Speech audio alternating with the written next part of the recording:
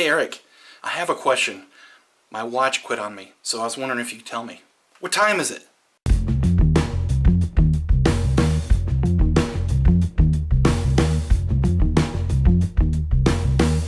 Guys, Sunday.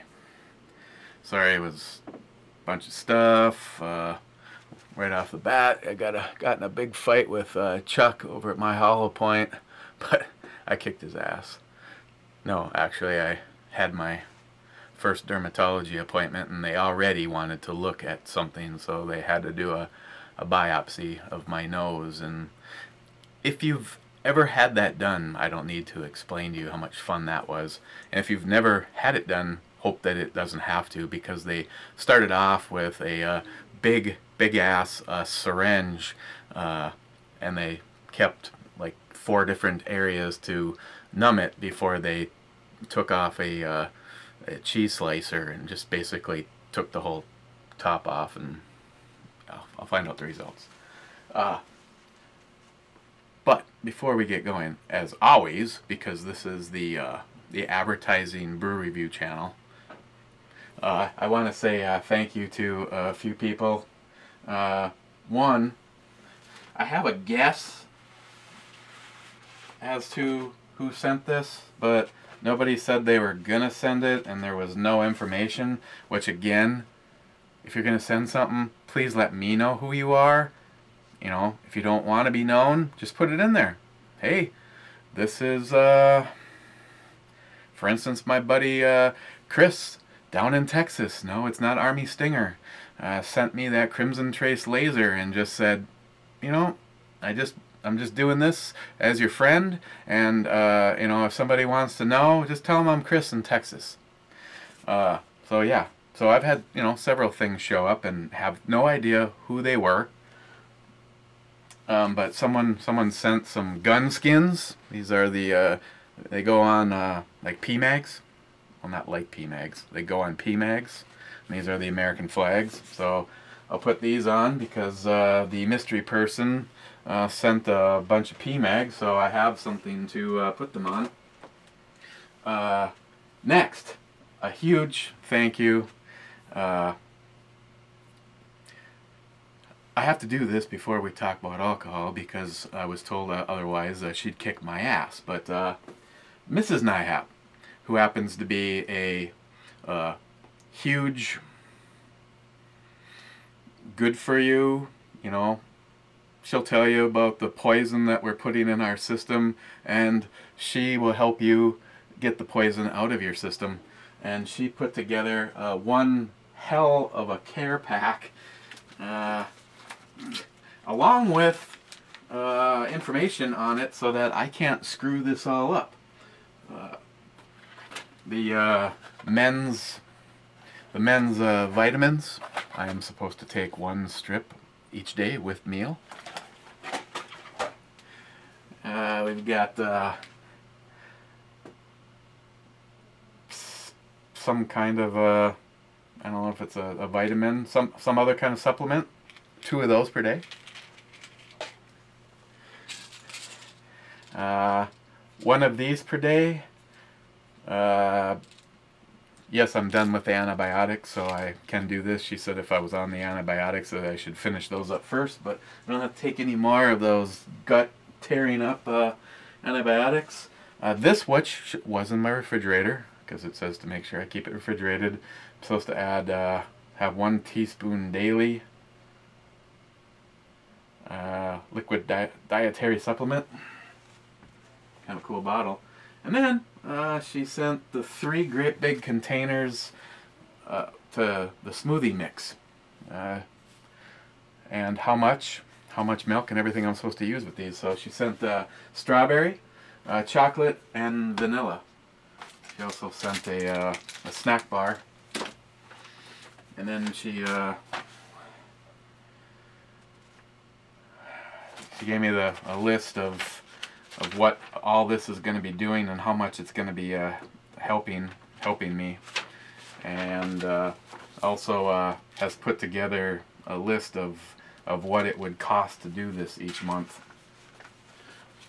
Let's see here. That's the name of the company.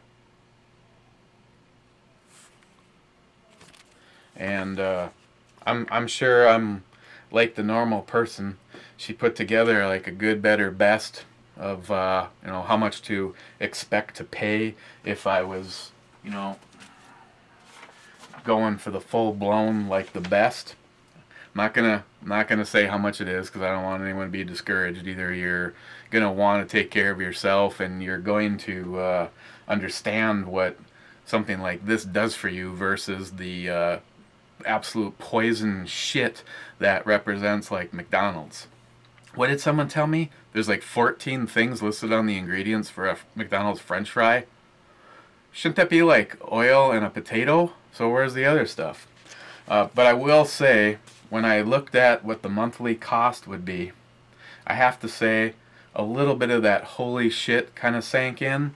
But then when I realistically realized that something like this would represent breakfast and snacks,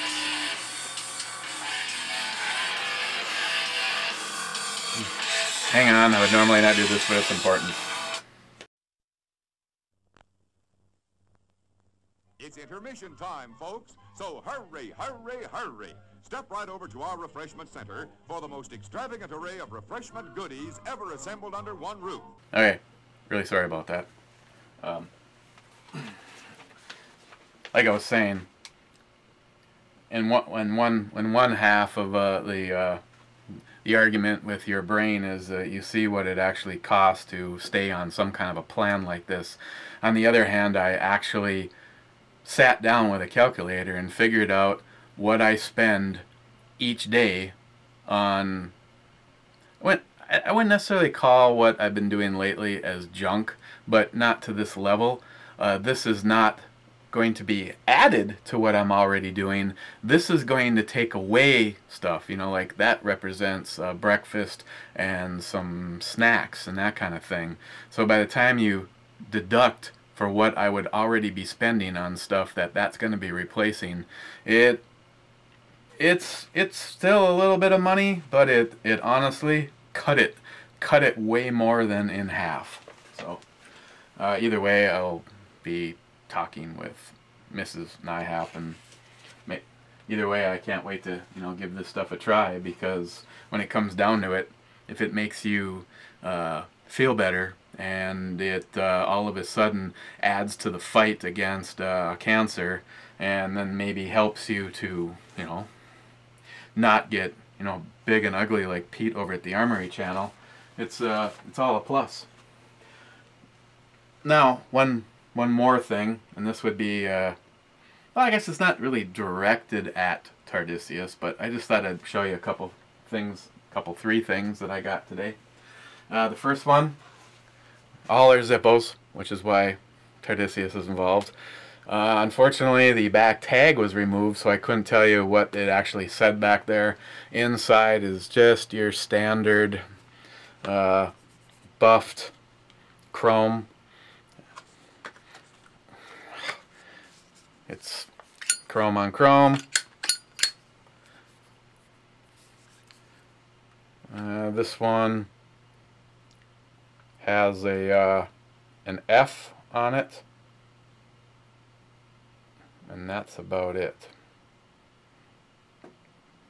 Oh, X and 1, 2, 3, 13. So I don't know if that's 2013 or what, but I've never seen one in a green box. Always the standard black boxes. And then, which I believe is even older, we have this style one, which is in a flip open one. Got the paperwork, and that one is I don't know if it's a wussy one for someone with little tiny hands like Pete over at the Armory Channel, or if it's a woman's lighter. But this one is it is brass on brass. The downside on this one is the flint appears to be hung up in there, because when I stuck a a piece of a Q-tip, one of my long gun cleaning Q-tips.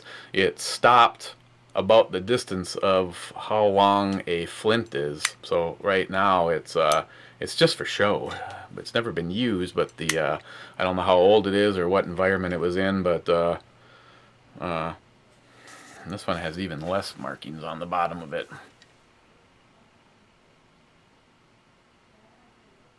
Genuine Zippo, Bradford, PA, and that's actually all that's on this one. There's no codes or anything like that on it. So actually, originally I wanted advice from Tardisius on this next one, but since then I was actually able to do some research, and I was very disappointed at its actual value. But like he would say, this one would be in a absolutely collectible box.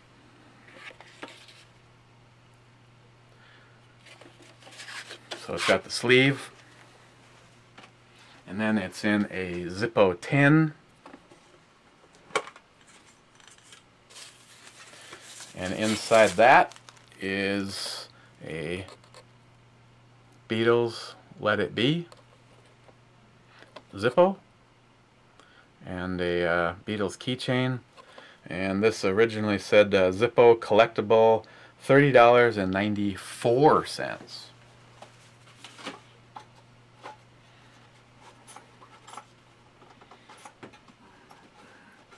I tell you, some of these they really have them stuck in there good.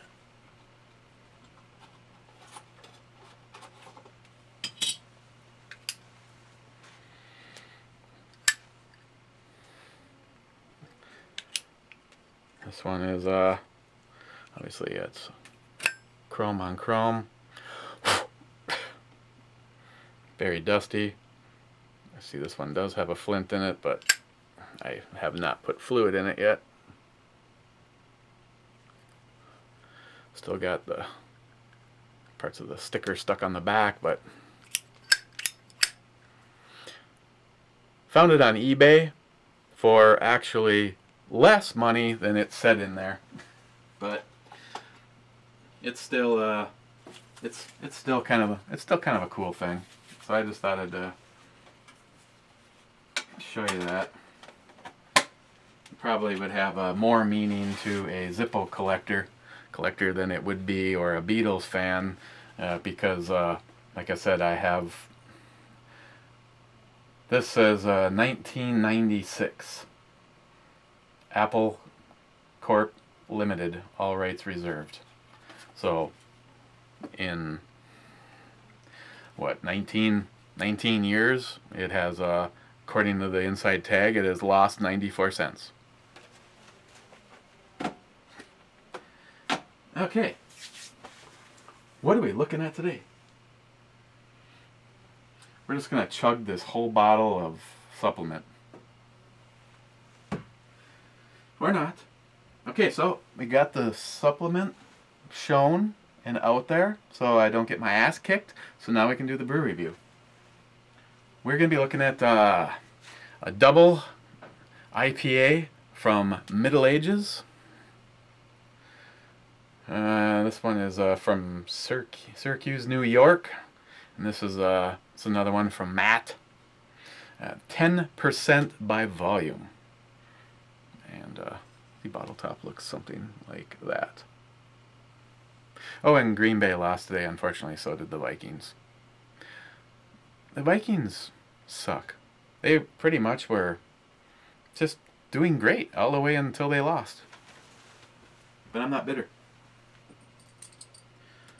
Middle Ages, oh yeah, it's a Middle Ages thing. So again, we're gonna go to the gargoyle that Alex357 sent me. Middle Ages, gargoyle, seems right. 10% by volume. Yeah.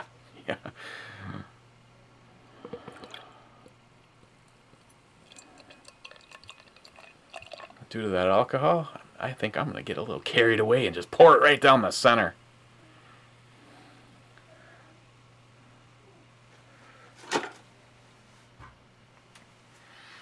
Oh, you can just smell the citrus hops. Back off! Sorry about that. How I blew up right there. Okay, well, right off the bat, this is doing kind of like I've told you about. You get the big lofty bubbles, and it's actually drawing the color of the beer right up in there. You know, not all of them do that, and yet nobody has ever given me an explanation. How can you have a big old dark ass beer, or you know, orange amber beer like this, and just get a brilliant white head out of it, or an imperial stout? And then all of a sudden you get some of these IPAs, and they just wick that color right up in there. You know, just like that. Citrus. Piney. A little bit of sweetness. Kind of like a pineapple sweetness. But just wafting big citrus smells. So 10% by volume. Let's do this.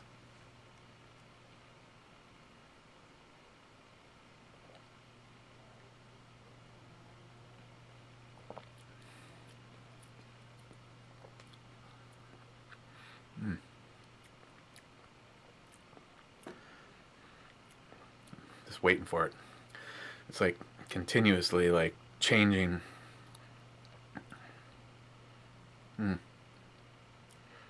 Okay, definitely the citrus up front. That's kind of a medium light mouthfeel. Up front is just big citrus. It's on the grapefruit side, almost like the dry bitter heavy citrus hit is like right down to the grapefruit rind itself. I know someone like Steve Bush would not like this at all. There's no, I wonder if it's kind of like a pine tree or if it's like grapefruit. No, it's like grapefruit. It's like grapefruit in a juicer, and you just dumped everything in there. The peels and all. That kind of big citrus, dry, bitter hit right there. Right there, right at the very beginning.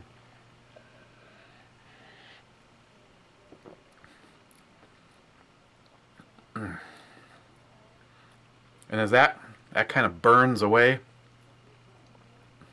kind of stays on that dryness. I mean, like, kind of like taking the moisture right out of your mouth.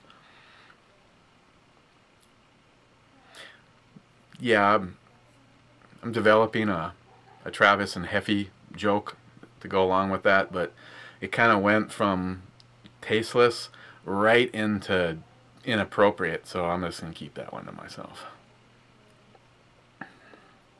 Yeah, this one stays right. Ow. This one stays right on those bitter dry notes, and the flavor just kind of changes. This I would say you need to be a serious hop head on this one. If you're just hop curious and you've had some where you said that was just a little bit too dry or too bitter or too much like grapefruit, I do not recommend this one for you. This is someone who really likes that punishing side of the dry bitter of I wonder if it tells. Did I happen to mention this before? It says what the IBUs are. Of course, once again, I've had some heavy hitters that no, there's like no information on here. 10% by volume, and that's all we know.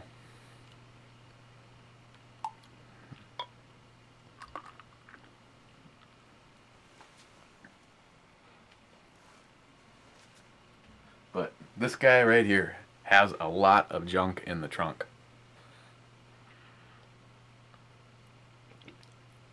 Now the alcohol, I almost want to call bullshit on that 10%, because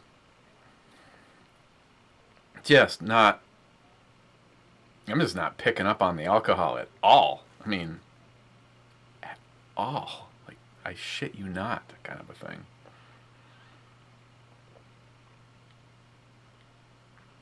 You can drink it fast like that. Normally, that's when a lot of them, for me, really give it away. If you try to gulp down some of those really heavy hitters, you end up having to, like, throttle it back just because the alcohol really starts to catch up with you. But this is just like, if I just got done mowing the lawn and I was just going, boy, man, a beer would go good right now. Gulp, gulp, gulp, and this would be gone. But that very heavy grapefruit, like right down to the last little kind of thing. I'm just being honest with you. I'm really digging all the heavy, bold flavors and that dry bitterness. And this is not one where I'd say, yeah, this would be great, man. If I could afford to have one of these every single day, I honestly think I'd probably get sick of it. But then again, look at the old $50 plus bottle of Speedway Stout. There's no way.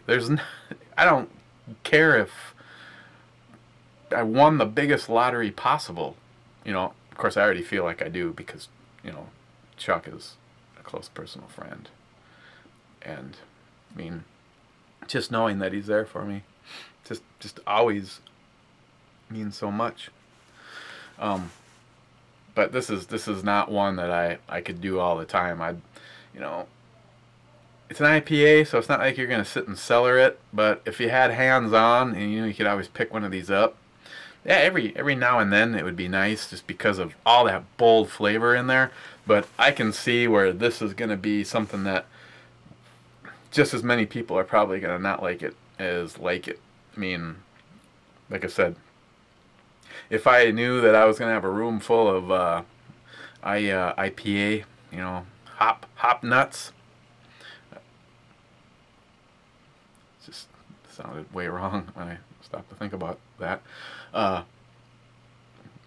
Putting a few of these out there definitely has the finish, the very last thing left behind. Even though you get some of that dry, bitter grapefruit rind kind of thing all the way along, it kind of ends on a fairly mellow, floral. A little bit of bread in there, not like the ones that I really find outstanding. You know, it's like, you know, right off the top of my head, I think of stuff like Piney the Elder there, the Bell's Hop Slam, you know, one that I can't get around here, one that you can only get for about 1 month. Again, it kind of sucks to think about like stocking up on something like that when, you know, you want to get the IPAs is like fresh and now.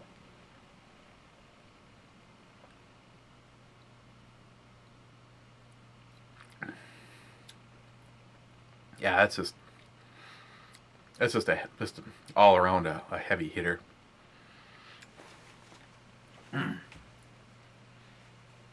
So, on the E scale, Middle Ages double IPA. On the old E scale, this is actually something, and I'm gonna give it a 10. I am gonna give it a 10, but I am gonna throw out there that there's some things, there's a lot of things that I rate a 10 that I would just love to, you know, have like the brewmaster right here and a big tapper that said fresh today. I'm really digging this, but I think it's one of those that is more, for me, in that category of a specialty kind of thing, like a treat, you know, like not every single day, you know, maybe, you know, once a month or that kind of thing. I have never seen this around here, so that's probably not going to be the situation. But as far as just a big old, you know, double, I don't know, triple, quadruple IPA, you know, it's just a very, very bold, but just keeping in mind that it's going to be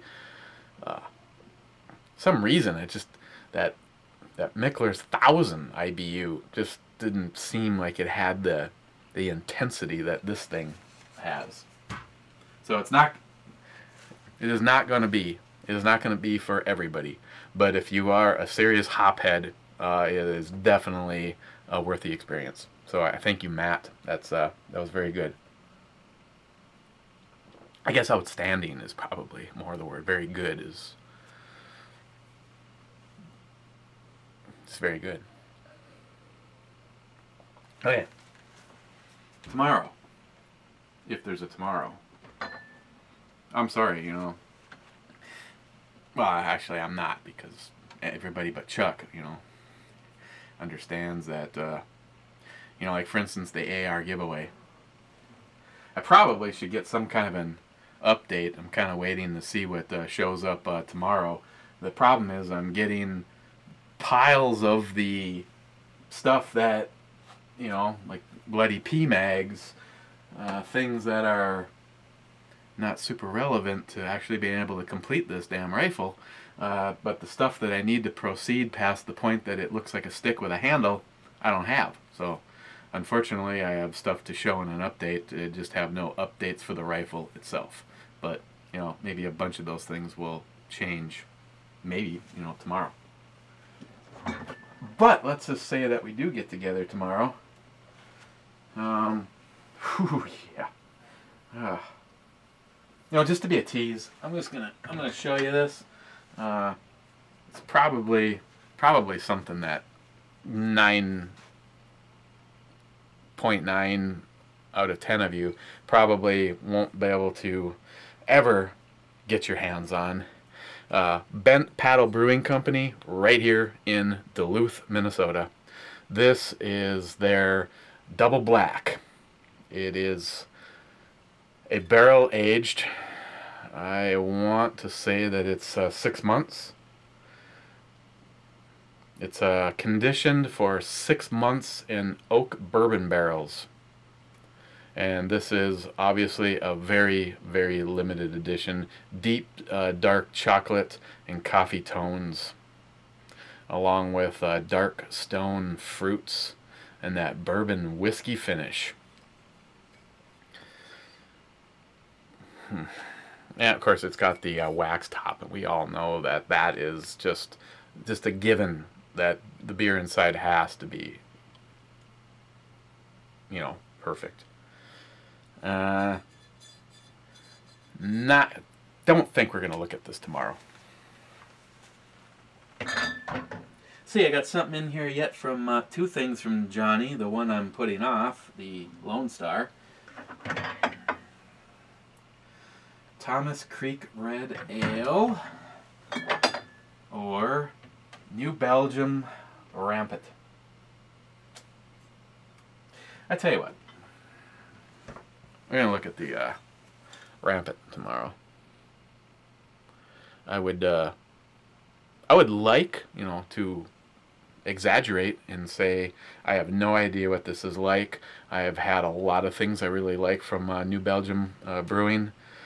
On the other hand, this is bottle number 6 of a 6-pack, and it is all by itself because somebody drank the other 5.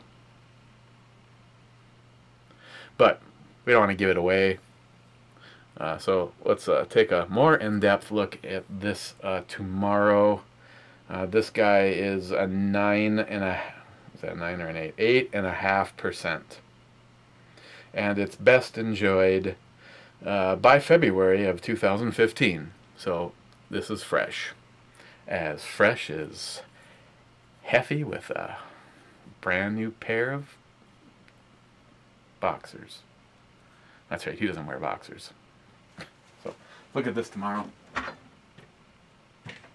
I don't think I'm going to be able to wait too long before I bust into that bottle from Bent Paddle. One of my favorite IPAs is from Bent Paddle. The thing that sucks though is it's still amongst the $10 a 6-pack range, and it's made like right here. You'd think you could save a little bit of money on shipping, but evidently not. What the? Seriously? Really, it took that long that she stopped serving beer. Okay, guys, cheers, and appreciate a couple of you guys have sent a couple really nice nice messages. I really appreciate all the support, and as always, it's great having a fantastic family like you guys, except for Chuck. So again, cheers everybody, and we will hopefully see you tomorrow. We'll take a look at New Belgium's rabbit.